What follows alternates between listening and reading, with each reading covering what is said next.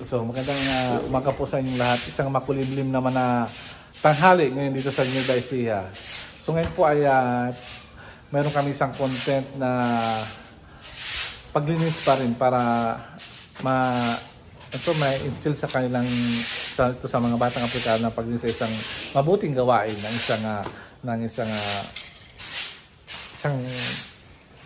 Pilipino. So ayan, so papakita namin sa inyo ngayong araw na ito kung yung paglinis ng dalawang Aprikano kasama namin. Kasama namin sina Bibian, Amir at si Kuya Jose. So ayan na po yung dalawa. Sila po ay mag-start na po mag-linis ito. Ay, pag-linis natin yung tapos na kami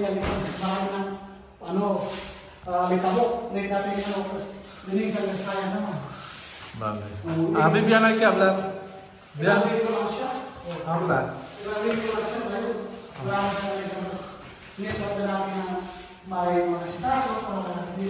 Ahora bien, ¿qué hablaba? Ano tenemos? Yung todo, ¿qué saber? ¿Qué saber? Aquí. Sí. En esta casa. Sí. Esta casa bien, me ha gustado esta casa que me han dado. Esta casa está bien. Como yo he tenido aquí en mi en esta casa. Está bien, aquí está muy bonito. Vale, Vivian, hay mucho Filipinas. Sí. Dice, ahora tu costumbre cambiar. Sí. Ahora tú cambiado. Antes tu camisa mucho duro. Ahora poco a poco cambiar, ahora mucho gente mira mi video, ahora viven ahora bien, están bien. Solo ahora ayun. Yo cambiado porque vosotros da yo todo lo que yo pido, ¿no?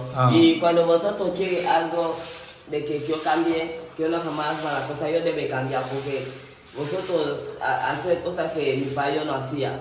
Yo iba a la escuela en mi país, pero no en la escuela que yo voy ahora. Sí. Aquí en la escuela, pero yo iba a la escuela andando, pero ahora yo grande coche. Vosotros hacen yo voy en la escuela con grande coche, todos los días da comida, casa bien, sí. todo, no todo gratis, no, pero vosotros da yo.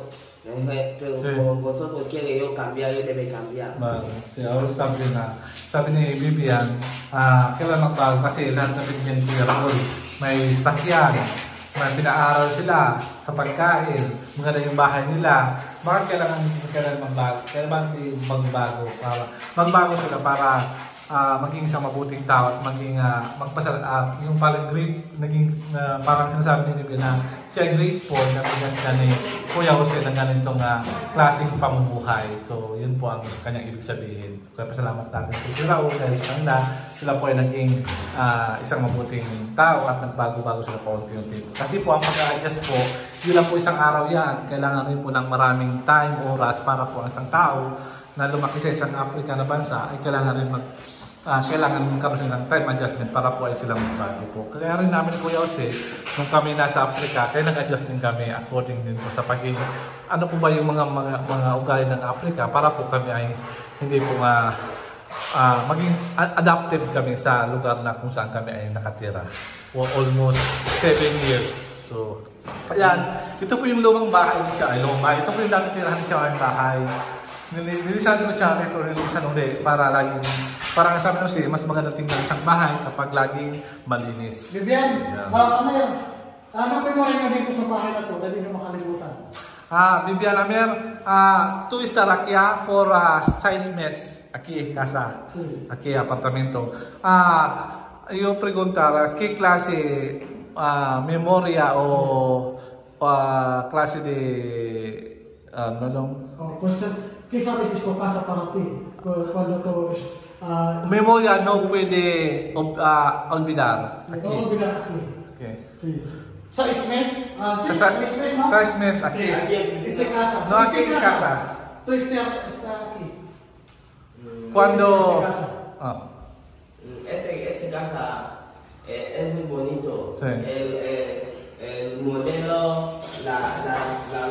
tiene agua, tiene todo. Es muy bonito, pero pequeño. Sí, no pequeño. Ese clase solo para personas. Solo una persona. Sí, Dos una pareja viene, sí. duerme, va a otro día. Ese casa bien. Sí. Cuando yo venía aquí, yo orgulloso por vivir ese tipo de casa. Mi casa bien.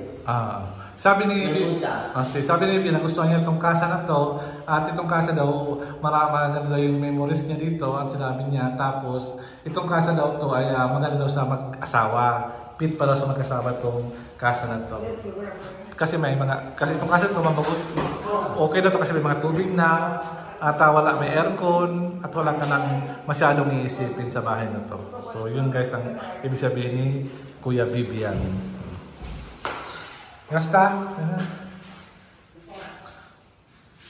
Cuando vivía a terminar cerrar la ventana porque a la tarde mucho lluvia ha venido aquí na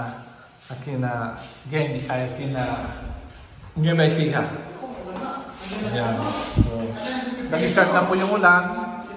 Kaya sa pag-asa, mga 12, mga 1 o'clock, 2 o'clock kata, darating na yung bagyo dito. Yan na si Pipito, naghangin na. Ayan. Nag-start na maghangin. Hay que cerrar los Bibian. Yan. Tapos ito po yung susunod na linisan na bahay. Ito po yung sinasabi naming pangalan ng bahay. Ito yung guest room. Ito po yung always na nakita nyo sa vlog namin o ni Kuya Raul. Dito po nakatira yung ating mga bisita. Lagi po itong nililisan bago dumating mga bisita. Meron din po ito. At yan yung CR nila. Maliit po ito. Lugar na po ito. Ito yung bahay na ito. Kaya perfect po ito sa ating mga bisita ni Kuya Raul. Sino kaya ang susunod guys na mga titira rito sa bahay sa apartment na to, sa guest room? Abangan nyo yun guys. Alam kong titira dito. So, abang-abang na lang kayo. Ang bahay kasi pag imalinisan, madali masira. Kasi kakainin. Wala magagalaw sa loob. Kakainin ng alikamo, maano siya, dudumi siya ng husto. Kaya kailangan talaga bahay, kahit walang tao, bibisitahin mo. Yes. Kuya Jose, ano ba masahe mo sa pagbabago ni Kuya Bibian? Ako, pasalamat ako na malaki pagbago niya na hindi na siya kasakit sa ulo. Kung ano sabi ni Kuya Raul niya, sinusunod na nga. Hindi na siya pasaway. Tapos di siya sinungaling ano? Hindi na siya sinungaling. Nagsabi talaga siya ng totoo. Kung anong tama, yun ang gusto kay Bibian. hindi naman siya ay ganito, gano'n. Kung ano din sasabihin ng isa, tapos sunod lang din siya. Sana si Kuya Amir ganun din ano? Ay, dating siguro din si Amir.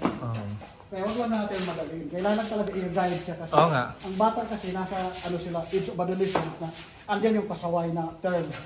Na kailangan mo talaga, diyan kahit na ang anak natin pa Pilipino, papasaway pa rin sila. Pero need mo talaga i-guide kasi kailangan nila yung guidance natin. Kaya talaga pagsabihan, itama yung mali nila. Especially dong sa magulang dapat. Dapat kung nakita na sa magulang. Nasa magulang. Kung ang magulang mo pasaway din yung mga anak mo. Kasi yung nakikita nila parang yung ginagaya nila. Kung nagsinungaling yung magulang mo, magsinungaling yung mga bata. Kaya kailangan, alam ng magulang mo nagsinungaling ka, kailangan supiling mo siya. Itatama sila. Na pag sinungaling ay masama. Kailangan natin, sabihin sa kanila, sundin natin yung tama. Yes, tama po. So, kailangan pala may mapulot na aral lang. Yung kaya pinakita ko sa inyo yung sinasabi kong guest room, pag may mga bisita po si Kuya Raul, dito po namin pinapatulog. Yung kaya nakita ko na to. Ayan. So, bago po dumating yung bisita, nakalinis na po to. Kung sa mga kasing ko Pilipinas, ito yung bahay na pinakamalinis kasi ito yung bahay ng mga bisita. Ayan.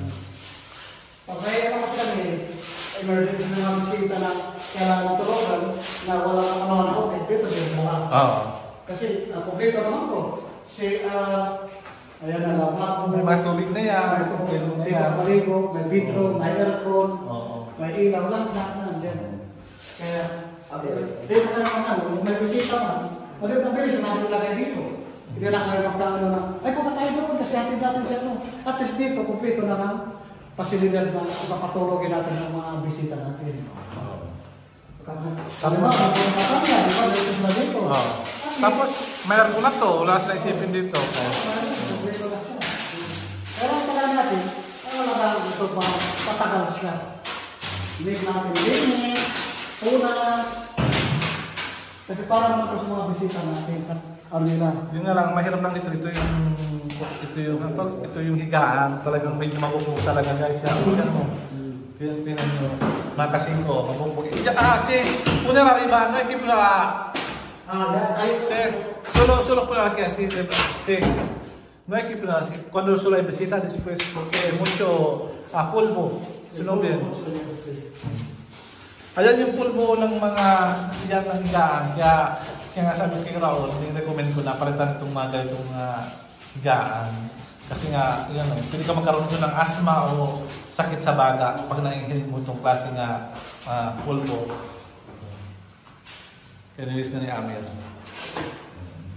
Ito lagi yung kalaban namin pag-nilis kami ito sa bahay na ito kasi nga dahil sa maraming polvo. Po Amir, hay que poner to. Nora, así, porque mucho. Oh, una siya porque si no cuando entrar to pulmonya, problema. Sinabihan ko maglagay sa ilong. Amir, una to así, sin mucho problema.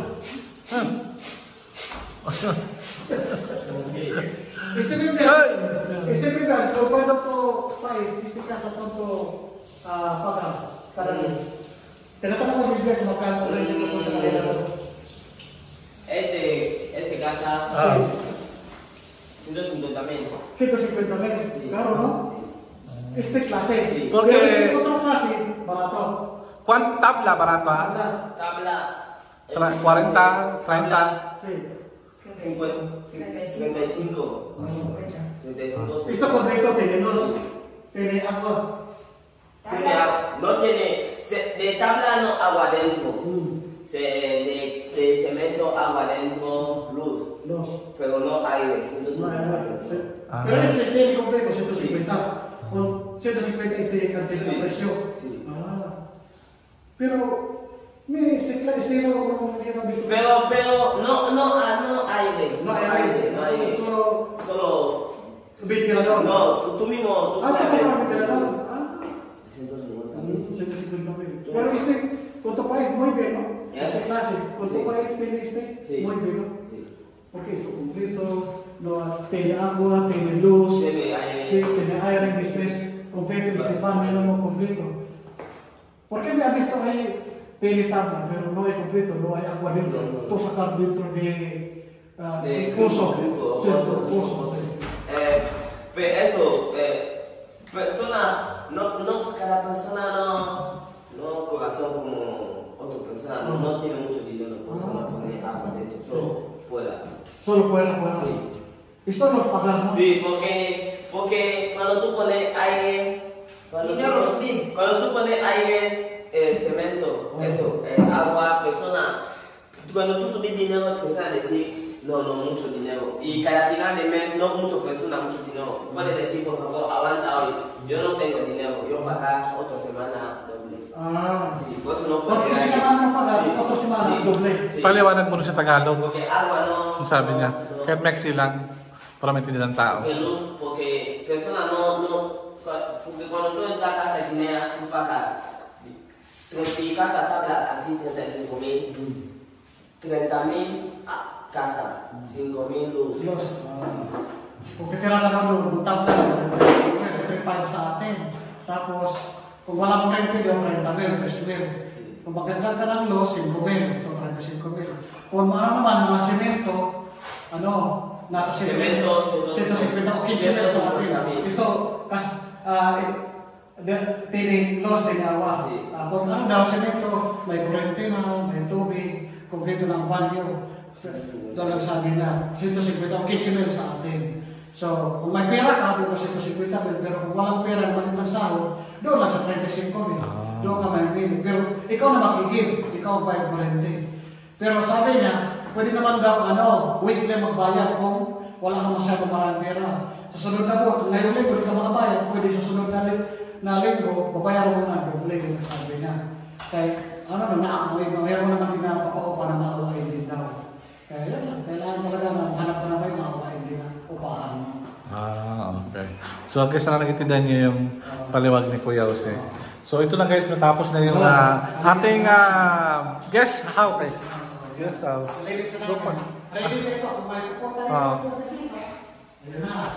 Pakita na lang dyan ang ilaw doon. Ayan na, ito lang yung huli. At ay uuwi na. Ayan. So, kinakaroon ni Amir yung paglilinis. Maganda tingnan sa bahay na inalagaan mo. Oo. Ayan.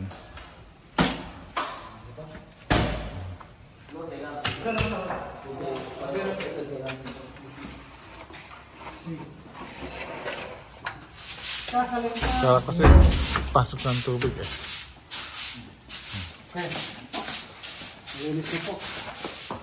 Ayan. Tapos na rin yung aming dito nagtatapos yung namin paglilinis dito sa dalawang bahay na inalisan nila at saka yung guest house na dito.